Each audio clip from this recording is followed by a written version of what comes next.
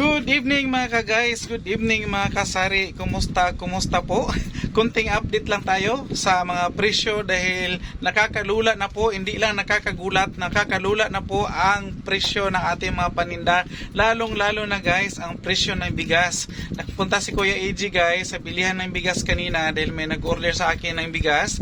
And update tayo dahil nung isang linggo andun ako and nung kalagitnaan ng linggo na bago ako nang last ako nagpunta ako ulit, pero ang bilis ng pag-akyat ng presyo ng bigas guys, yung dating binibili ni Kuya AG na tag 2,070 lang na sako ng bigas, si King, ngayon guys is almost 2,007 na po ang sako ni King.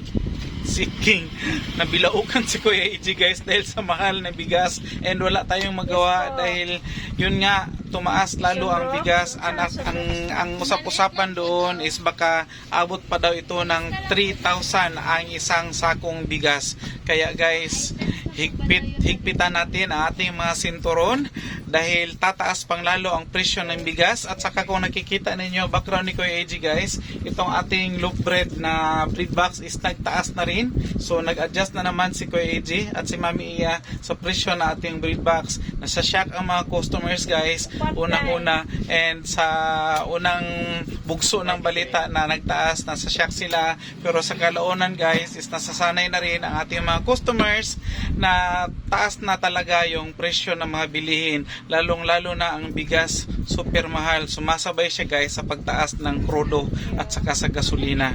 Ayan po, pero grabe siya makataas guys dahil hindi lang siya yung piso-pisong pagtaas tulad ng krudo, may 3, may 4 pesos na pagtaas, pero si bigas is sobra po ang pagtaas. Iwan ko anong dahilan, wala rin silang ibinibigay na dahilan ang mga doon guys, ang mga taga-benta ng bigas, lalong-lalo na yung mga insik na suki natin, wala silang binibigay na rason bakit tumaas, basta tumaas na lang siya ng tumaas. Lalong-lalo na yung mga kuha ko na mabenta, kuha ko yellow, kuha ko red, mahal na rin guys. Nasa nasa 2,500 plus na po ang sako ng bigas na kuha ko. Yung naabutan ko kanina is yung yung tawag nito, yung kuha ko na pula dahil wala silang yellow. Sa yellow po kasi ang pinakamalakas and pinakamasarap sa mga kuha ko. Ikot-ikot lang si Kuya AG guys dahil gusto ko matingnan nyo rin yung mga display namin, kaya naglilipat po kami guys na mga pambenta namin, mga abubot at saka mga buting-ting doon sa kabila.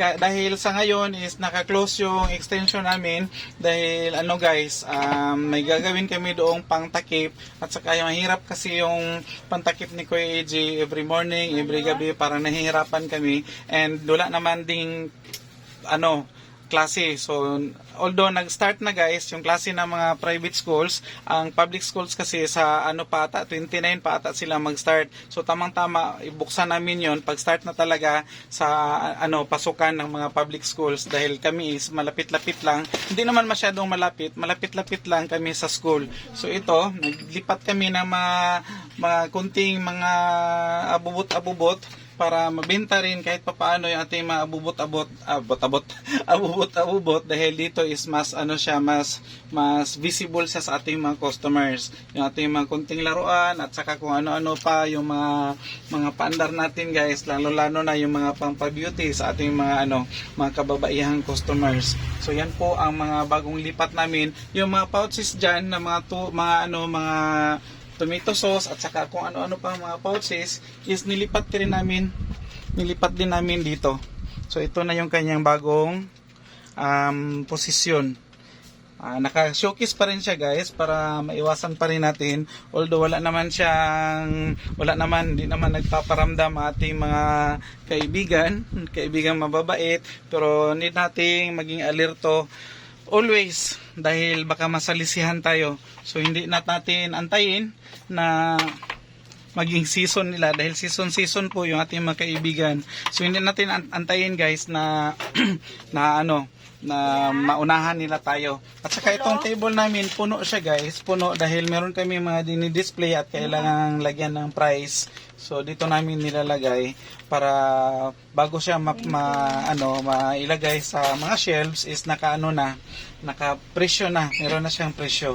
So meron tayo dito ang kanton, meron tayong mga dihon sa kung ano-ano pang mga paninda na kailangan kailangan lagyan ng presyo. Siguro ito guys, na i-share ko na rin ito sa inyo, na andito na yung aking mga cup noodles at saka yung ating mga sitsirya is binalik naman ni Kuya AJ dito sa ating pampapiestang lagayan, dahil nga doon is naka-close sa kabila. Although meron kami dito mga display na mga sitsirya sa harapan talaga, ayan nakatalikod kasi, doon kasi yun sa harap pag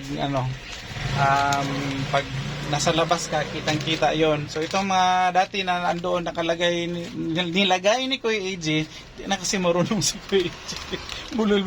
Yung mga dating nilagay ni Kuya AJ doon na nakasabit is nilipat ko dito para mabilis siya mabenta. Although nabibenta pa rin siya guys, dahil every mag-grocery kami is namimili talaga kami ng mga sitsirya, pero mas mabuting dito siya. Dahil kung doon naka-close nga, so takbo-takbo ang ginagawa namin para lang makuha yung mga nakalagay doon. So meron kami ibang plan na ilagay na naman doon kung maayos ko na yung lagayan namin doon. So as of now, wala pa kasi kaming pang-budget para sa roll up. So gawan pa ni Kuya AJ ng ibang pangtakip yung doon, yung area doon, kahit na hindi siya roll up, at least hindi siya matrabaho pagdating ng closing time at saka opening. Dahil ang ginagawa ni Kuya AJ sa ngayon is nung naka-open pa yan, nung kasagsagan pa ng pasukan is tawag nito, akyat sa gabi, akyat sa umaga ang ginagawa ni Kuya AJ para maisara yung ating extension. So although meron pa naman siya doon guys, marami tayong mga stocks doon, pero later ko na ipapakita pag naayos na yung kanyang tawag nito, pang sara. So ito, marami pa rin tayong mga guys, mga tuyo. Katatapos lang ni Kuya AJ itong i-repack kanina bago ako umalis papuntang Uyanggurin. Nag-repack ako guys ng mga tuyo. At saka para masulit pa rin ang lakad ni Kuya AJ, kahit na nagpunta ako Uyanggurin, bago ako napunta is na dumaan pa ako guys sa aking suking reseller, si Sir Gilbert Danggoy. Shout out sir. Thank you sa laging pag-support sa panindang tubig ni Kuya AJ. Yan po. Shout out ulit Mr. and Mrs. Gilbert Danggoy sa Matina, Pangi. Ayan, and that's all for today guys sa share ni Kuya AJ, and abangan ninyo ang mga pabugso-bugsong update ni Kuya AJ sa aming tindahan, dahil busy si Kuya AJ, pero sabi ko nga is maningkamot si Kuya AJ guys, makapagbigay update sa inyo kahit saglit lang, or kung may time talaga, kahit araw-arawin ni Kuya AJ kung may time lang talaga. So that's all for today. Muli ito po si Kuya AJ ninyo na nagsasabi, sabay-sabay tayong matuto, sabay-sabay tayong lumago, and sabay-sabay tayong umasinso. Bye-bye! God bless us all guys!